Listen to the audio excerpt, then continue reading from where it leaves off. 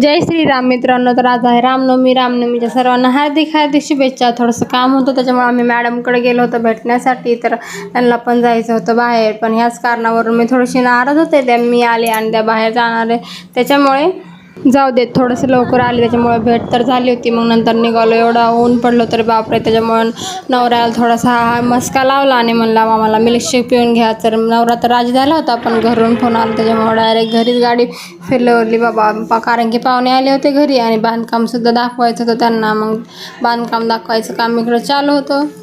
म्हणलं चला मिल्कशेक तर नाही, पण घरी आल्यावर पाहुणे गेल्याच्या नंतर आईस्क्रीम वगैरे खाऊन घेतली. आणि दुर्वाला आज रामनवमीसाठी तयारी करायचं आहे त्यामुळे छान असा कुर्ता आणि पॅन्ट शिवलं होतं मॅडमला. तर पॅन्ट घालायची खूप घाई झाली होती आणि बाहेरसुद्धा जायचं होतं, तिला फोटो वगैरे काढायचे होते. मग त्याला तर पाठवून दिलं होतं तयार करून. घरातले काम वगैरे आवरल्यानंतर आम्हाला रामनवमी पाहण्यासाठी जायचं होतं. चहा वगैरे पिऊन घेतला. तर नंतर आम्ही गेलो होतो. छान अशी रामनवमी बीडमध्ये निघते ती पाहण्यासाठी.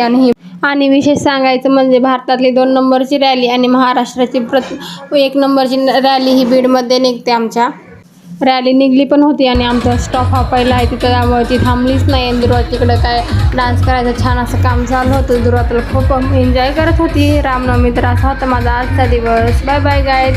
लाईक शेअर फॉलो करायला विसरू नका. # बीडकर.